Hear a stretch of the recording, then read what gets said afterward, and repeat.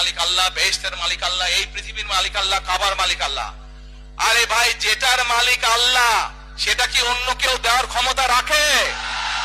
রাখে না। তাহলে কি দাঁড়ালো? নির্বাচনের আগে একটি দল এই দিব ওই দিব বলছে, টিকিট দিব বলছে না? যেটার মালিক মানুষ না, সেইটার কথা যদি সে বলে, এক শিরকি করা হচ্ছে, হচ্ছে না? যার মালিক আল্লাহ, যার অধিকার শুধু আল্লাহর একমাত্র, সবকিছুর অধিকার উপরে আল্লাহর অধিকার। কাজেই আগেই তো আপনাদেরকে ঠকাচ্ছে, নির্বাচনের ফলে তাহলে কেমন ঠকাবে আপনাদেরকে বোঝে নেবার। শুধু ঠকাচ্ছেই না মানুষকে, যারা মুসলমান তাদেরকে শিরকি করাচ্ছে তারা, নাউজুবিল্লাহ।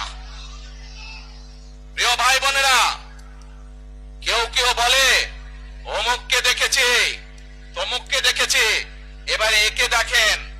প্রিয় ভাই বোনেরা, 1971 সালের যুদ্ধ, যেই যুদ্ধে লক্ষ মানুষের প্রাণের বিনিময়ে এই দেশ স্বাধীন হয়েছে, আমাদের এই প্রিয় মাতৃভূমি, সেই মাতৃভূমিকে স্বাধীন করার সময় অনেকের ভূমিকা আমরা দেখেছি, যাদের ভূমিকার কারণে এই দেশের লক্ষ লক্ষ ভাইয়েরা শহীদ হয়েছে, এই দেশের লক্ষ লক্ষ মা বোনেরা তাদের সম্মান হানি হয়েছে।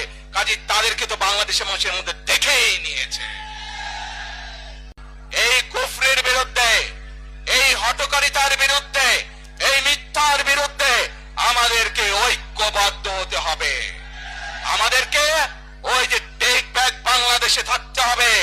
আমরা দেশকে স্বৈরাচার থেকে মুক্ত করেছি, এখন মানুষের অধিকারকে প্রতিষ্ঠিত করতে হবে। শুধু ভোট, শুধু কথা বলার অধিকার প্রতিষ্ঠিত করলে হবে না, মানুষকে স্বাবলম্বী করে নিজের পায়ে গড়ে তোলার